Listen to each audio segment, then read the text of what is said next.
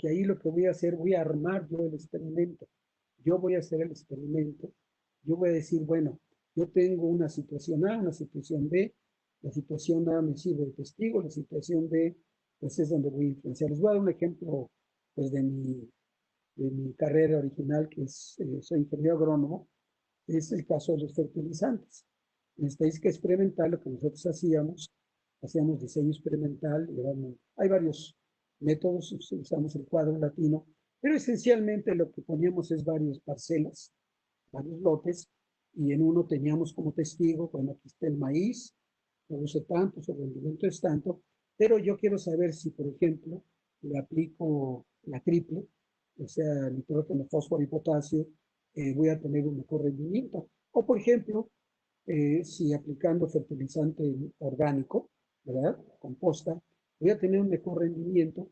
Y entonces hago un experimento, es estadística experimental, y es otra rama de la estadística muy importante, que de hecho las tres que le estoy diciendo en México fueron desarrolladas fundamentalmente y curiosamente en el sector agronómico, en Chapingo, hace algunas décadas, y se fueron desarrollando, se ampliaron, y bueno, ya ahorita los principales centros de investigación en México ya lo aplican. Obviamente no solo la cuestión agrícola, sino pues el tema social, el tema psicológico, el tema económico, etcétera, etcétera. Bien, ahí en ese tema vamos a ver uno de los aspectos que me sirven para determinar realmente si lo que yo quiero hacer funciona.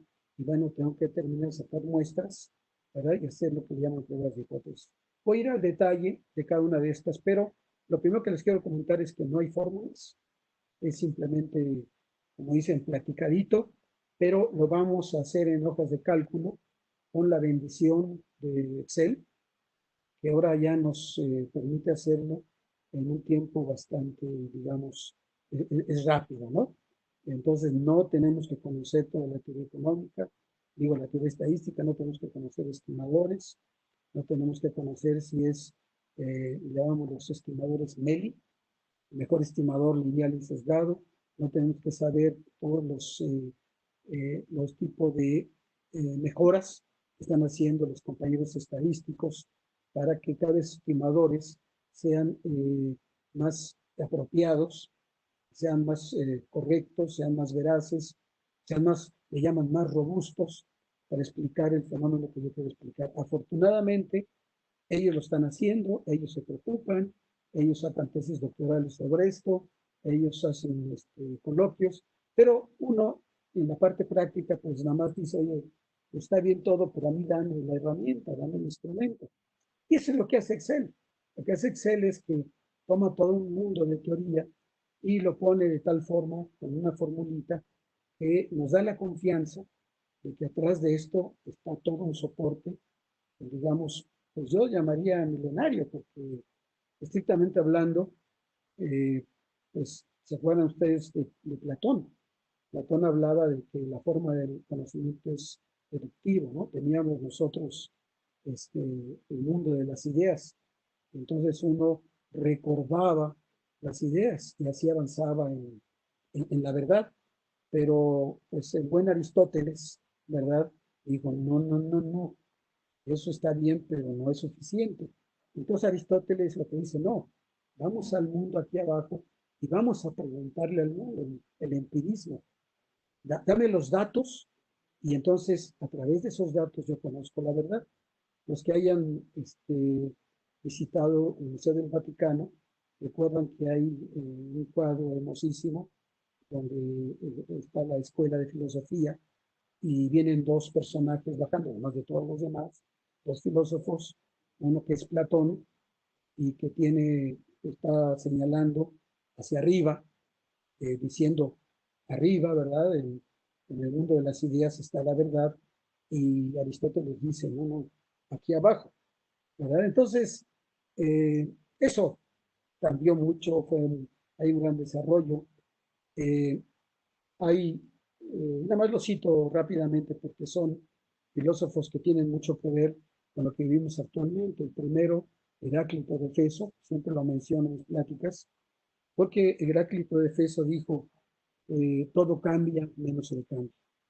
Y vaya, si todo cambia, menos el cambio. Lo estamos viviendo como dicen en carne propia, ¿verdad? Entonces, esa idea del cambio, lo que está diciendo es que es muy difícil, y si no imposible, ser lo que llaman determinístico, ¿verdad? Hay que ser, en cierta forma, probabilístico. Las cosas van a ser, pues sí, pero no necesariamente. Dependiendo, desde luego, del tipo de fenómenos. Y otro que fue muy importante, Plinio el Viejo, él era un historiador latino, que, bueno, comento la forma como murió, porque es verdaderamente una paradoja. Él decía que lo único cierto es lo incierto. Lo único cierto es lo incierto. O sea, tenemos un problema, una situación de incertidumbre, y él, por ejemplo, muere durante la explosión del Vesubio. Entonces, bueno, pues le tocó, ahora sí que la máxima de las incertidumbres. Muy bien, pues vámonos a la chamba y voy a ir, como repito, despacio. Pues hay personas que obviamente esto ya lo manejan con mucha soltura, pero pues como dicen, ¿verdad? La idea es no dejar a nadie atrás. Y más importante, que después, con toda tranquilidad, ustedes repitan estos ejercicios y los hagan pues ya en su casa, en su fin de semana, porque van a tener el instrumento. Entonces comenzamos, comenzamos con algo muy sencillo, que es la tasa de crecimiento. Ahí tienen ustedes un pequeño ejemplito que hice, ¿verdad? Donde es año, presupuesto y personas atendidas. Ahí, pues, es hipotético. Planteo, hay dos tipos de datos que se manejan en estadística. Los datos que se llaman de series de tiempo, que es lo que ustedes tienen ahí, y hay los datos que se llaman de sección cruzada. Los datos de serie de tiempo son datos que fundamentalmente se representan, digamos, un movimiento en el tiempo, precisamente, va creciendo, el fenómeno va disminuyendo. Y los datos de sección cruzada es una especie, una fotografía de lo que ustedes están viendo, ¿verdad? Si fuéramos contadores, diríamos que los datos en el tiempo es los estados de resultados, y la fotografía, o sea, en la sección cruzada, es el balance, ¿verdad? En todos los estados financieros van cambiando el balance, pero hacemos un corte y tenemos el balance, balance, balance. En términos de estadística, la diferencia es que si las cosas las vemos moviéndose en el tiempo, o si las vemos para una sola unidad, o las vemos para varias unidades, pero en un solo momento. Entonces, veamos aquí el cálculo de lo que llamamos la tasa de crecimiento. Le llamo nominal para contrastarla con la real. Mucha gente dice tasa de crecimiento y ya. Muy bien. Entonces, vamos a tomar el presupuesto. Aquí está 10, en el 1999, y 2000 fue 11. ¿Cómo calculo la tasa de crecimiento? Bueno, hay una fórmula que puede representar eso, pero ya para fines prácticos, para fines de no estarse preocupando de la fórmula, lo único que hay que hacer desde el punto de vista del cálculo es dividir entre el valor final, entre el valor inicial. Voy a hacerlo. Entonces marco aquí, el valor final es 11, lo divido entre el valor inicial y le resto la unidad. Y ahí está, 10%. Es decir, creció de 10 a 11 en un 10%. Lo repito, lo único que tengo que hacer es tomo el valor, lo voy a borrar otra vez, tomo el valor final. ¿Se acuerdan que pone uno el más o el igual para la fórmula? Tomo el valor final, que es 11, lo divido entre el valor inicial, perdón, lo divido entre el valor inicial, le resto la unidad y ya tengo mi porcentaje, ¿verdad? Y esto lo repetimos en este caso, y ya tengo mi serie de tiempo que me refleja la tasa de crecimiento anual de ese presupuesto que me facilita. A veces subió, a veces bajó, como es la realidad, ¿verdad? Dicen, bueno, muchas veces pues, es que ahí siempre baja, pero bueno, entonces tienen ustedes su tasa de crecimiento. Repito, simplemente para que no haya pues, duda, tomamos el valor final, lo dividimos entre el valor inicial, restamos la unidad y ahí está. Se puede hacer la comprobación aritmética o algebraica, pero eso es, créanme, así es. Muy bien. Entonces, esto lo repito para todos estos casos. Entonces, ya tenemos digamos, un comportamiento y déjenme adelantar una de las, digamos, una de las medidas de tendencia central más intuitiva, que todos lo tenemos muy claro, que es el promedio o la media, que no es la otra cosa más en qué nos parecemos. Este fenómeno, entonces, lo que hacemos, tengo para cada año mi cálculo, ¿verdad? Ahí está. Pero yo quisiera saber cuál es la tasa de crecimiento anual promedio en estos años. O sea, en cuánto creció en promedio mi presupuesto. Entonces, otra vez, vamos a ponerlo aquí. Y ahora sí, ya comienzo a utilizar parte de mi estadística descriptiva y voy a calcular el promedio. El promedio en Excel hay muchas formas, hay varias formas de entrarle. Yo en particular, como le hago, pero soy yo, hay gente que tiene otro método, lo que hago, igual, le pongo el más, perdón, me voy a fórmulas, e inserto una función. Hay muchas funciones en el Excel. Selecciono una función que se llama promedio, acepto y marco dónde están mis datos. Aquí están.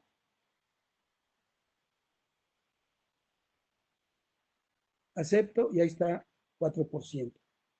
Es una forma de hacerlo.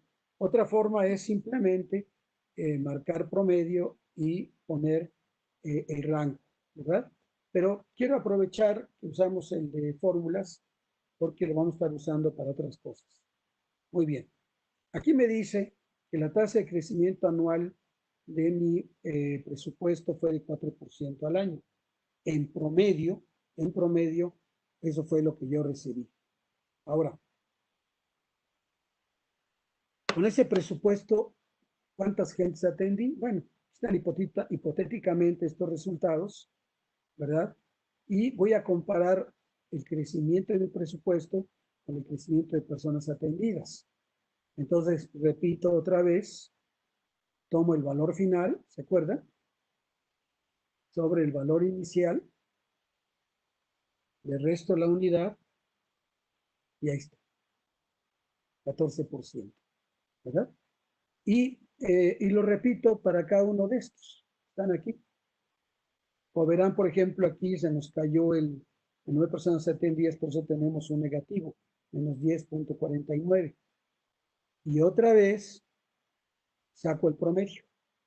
Es decir, otra vez mi fórmula, una fórmula, paso mi cursor a insertar función. Y como ya la tenía hecha, pues ya nomás era aceptarla. Pero la voy a quitar totalmente. Ahí está. ¿Perdón? ¿Una pregunta? Bueno, voy a tomarla otra vez. Entonces, le pongo más. Me voy a fórmulas, insertar función, escojo promedio, acepto promedio, y lo que me va a preguntar esto es, ¿dónde está el rango? El rango ya habíamos dicho que está aquí.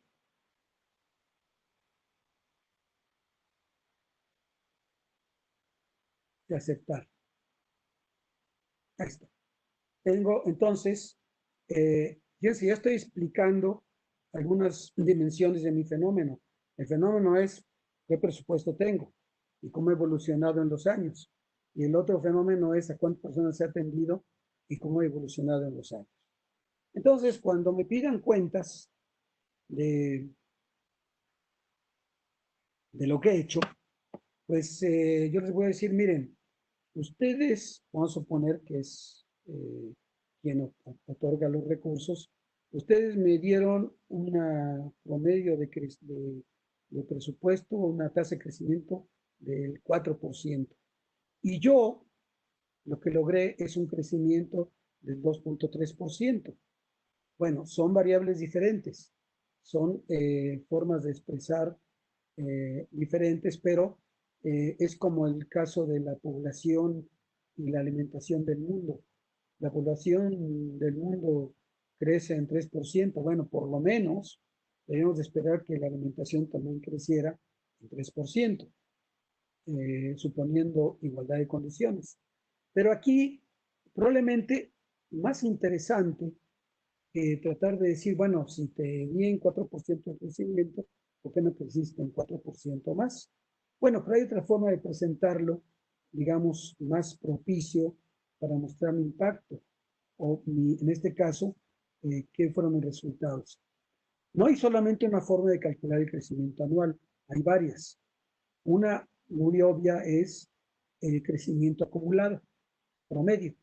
Es decir, del año 999 al año 2019, yo tuve un crecimiento de tanto en total. Y si lo divido por años, fíjense, no estoy, en este caso, no voy a tomar cada uno de los datos entre la serie, sino solamente voy a tomar el dato principal y el dato final. Entonces ahí lo tienen ustedes, ahí está la fórmula. Por cierto, como les repito, todas las fórmulas están, entonces ustedes pueden sin ningún problema pues, hacer su ejercicio de repetición. Entonces volvemos a lo mismo. Tomo el valor final. Recuerden que el valor final era, en este caso, 21. Lo divido entre el valor inicial, en este caso era 10. Le voy a quitar la unidad, menos 1. Pero además lo tengo que dividir entre el número de años en que se dio ese, que son en este caso n-1, porque ven que le quitamos un dato al principio. Entonces en este caso es entre 21. Perdón, entre 20.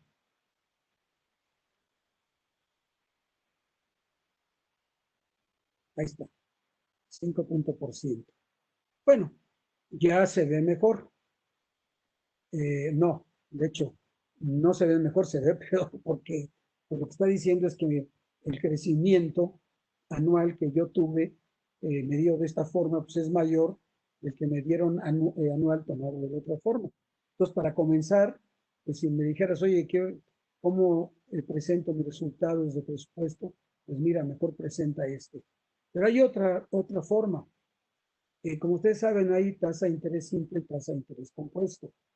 Entonces, otra forma como se calcula la tasa de crecimiento medio anual es considerando cuál es el crecimiento que se da tomando lo que llamamos interés compuesto. O sea, va tomando sobre el anterior el crecimiento como tal. En este caso, no voy a entrar, aquí está la fórmula, ¿verdad? Es una fórmula de interés compuesto, pero esta ustedes simplemente, aquí está ya expresada, cómo se obtiene valor final entre valor inicial elevado a 1 sobre 20 menos 1. No voy a entrar en detalle de la fórmula. Si la quieren ustedes ver, aquí la tienen desarrollada. Los que tengan así pues, inquietud, digamos, de comprobar este resultado. Y ya hice el cálculo, ¿verdad? Simplemente sustituí cada uno de los valores y me da 3.8%. Hombre, pues está mejor. De hecho, esta es la que utiliza, por ejemplo, Banco de México cuando calcula tasas de crecimiento medio anual, ¿verdad? y entonces me da 3.8%, lo cual quiere decir que me está diciendo que mi presupuesto no creció tanto en términos de crecimiento como muestra en los otros dos indicadores. Ahora, ¿qué pasa con el caso de las personas atendidas?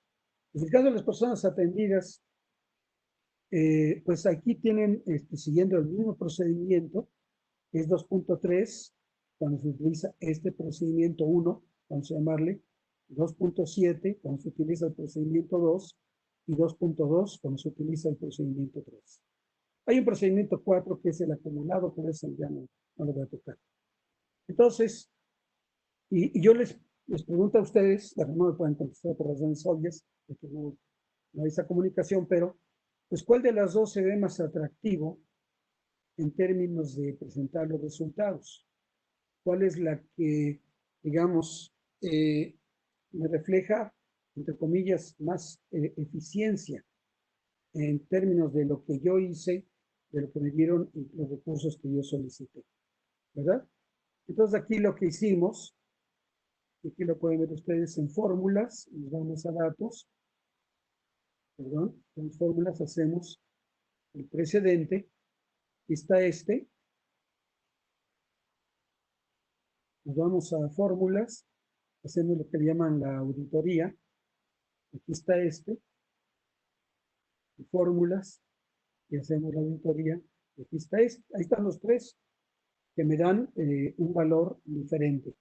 Y ahí que estoy usando, estoy utilizando J, que es el presupuesto dividido entre el número de personas aplicadas. Entonces, lo que ustedes quieren mostrar es cuál de estos indicadores representa una mayor eficiencia. Es decir, con el dinero que ustedes, o el número de las personas que ustedes atendieron, ¿cuál les costó menos? Vamos a ponerlo de esta forma. ¿Y cuál les costó menos? Pues el que les costó menos es ¿verdad? Les costó menos, y lo cual quiere decir que por lo menos desde ese punto de vista, aparentemente el procedimiento o la fórmula que más me interesa es esta. Ahora, eso está dependiendo de los datos que yo puse. Obviamente otros datos dan otra respuesta, pero la metodología no cambia. Simplemente cuando ustedes quieran hacer un ejercicio sobre sus datos, pues sustituyan estos datos por sus propios datos y automáticamente les va a dar cuál es el bueno, ¿verdad? Muy bien. Entonces, entre comillas, el hallazgo, yo quise ponerles a su consideración, es que cuando calculo tasa de crecimiento, pues no es simplemente la forma sencilla que puse en el primer caso. Hay otras formas que representan mejor el fenómeno. Pero ¿qué pasa cuando metemos la inflación? Va a desaparecer esto. Esto es como seguramente lo manejan, es muy útil porque me permite, cuando tengo una fórmula, saber de dónde viene y a dónde va, ¿verdad? Es un instrumento muy interesante. Muy bien, vamos a pasar a qué pasa cuando entra la inflación. O sea, ya dijimos, el análisis ya nos permitió revisar cuál es el efecto que tengo de un presupuesto en relación al número de personas atendidas. Pero ¿qué pasa con la inflación? Pues nada, que la inflación, hay tres tipos de inflación. La inflación moderada, la inflación galopante y la hiperinflación, ¿verdad? Una es menos de un dígito, la otra es entre 2 y 3 dígitos, y la otra es, bueno, entre 2 y la otra es 2 dígitos, pero menos de 3, y la hiper es más de 3 dígitos. Entonces, México en este momento, afortunadamente, estamos en inflación de un dígito. Es muy buena idea. La inflación es uno de los peores enemigos de cualquier planeación, porque el problema de la inflación, económicamente hablando, es esta.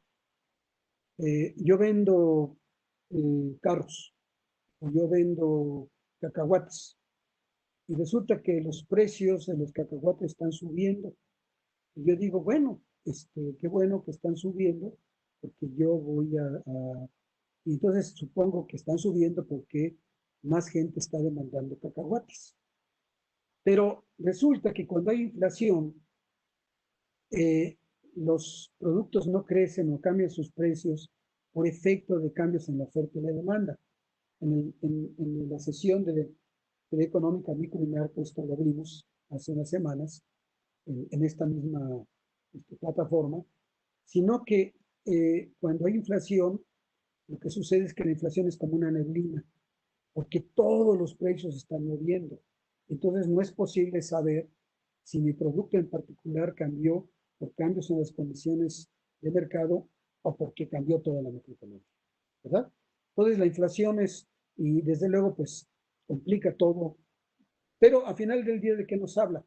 Y es para los fines que estamos aquí comentándolo, de mi capacidad de llevar a cabo mi misión, ¿verdad? ¿Cuánto dinero tengo? ¿Qué puedo adquirir para llevar a cabo mi misión?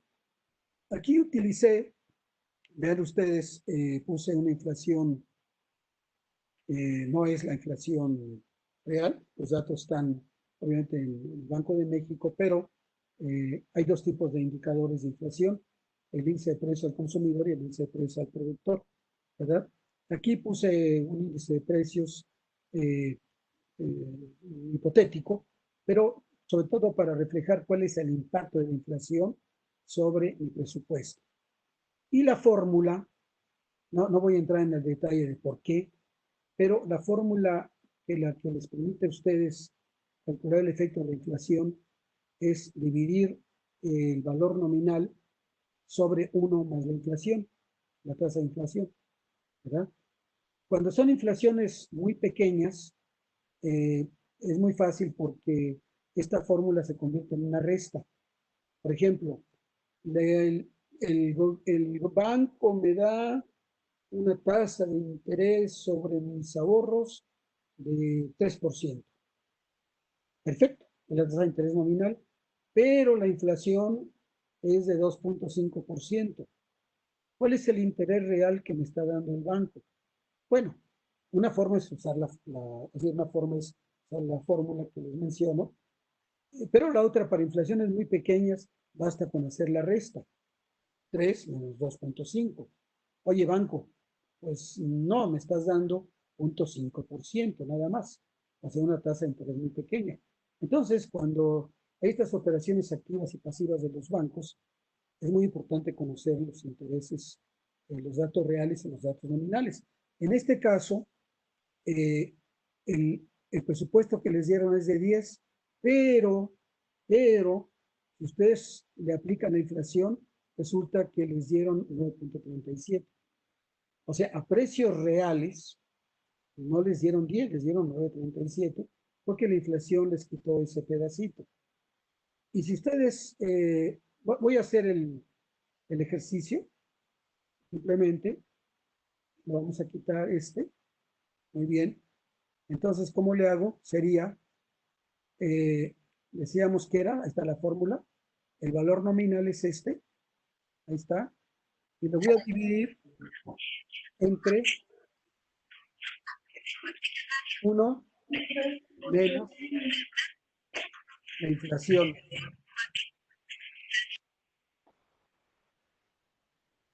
Perdón, quedó. Ahí está. O sea, toman ustedes, ahí lo tienen, 1, perdón, más la inflación. Entonces, la fórmula sería, entonces, sería el valor, que sería 10, dividido, y hacemos abrimos un paréntesis, 1 más la inflación, ahí la tiene, ahí está, 9.37, ¿verdad? Entonces, el presupuesto sale que ustedes en realidad no recibieron 10, no recibieron 9.37. El número de personas atendidas no cambió. Esas no las pueden deflacionar. ¿Qué es lo que estamos haciendo ahorita? Deflacionamos. Muy bien. Entonces, si repetimos...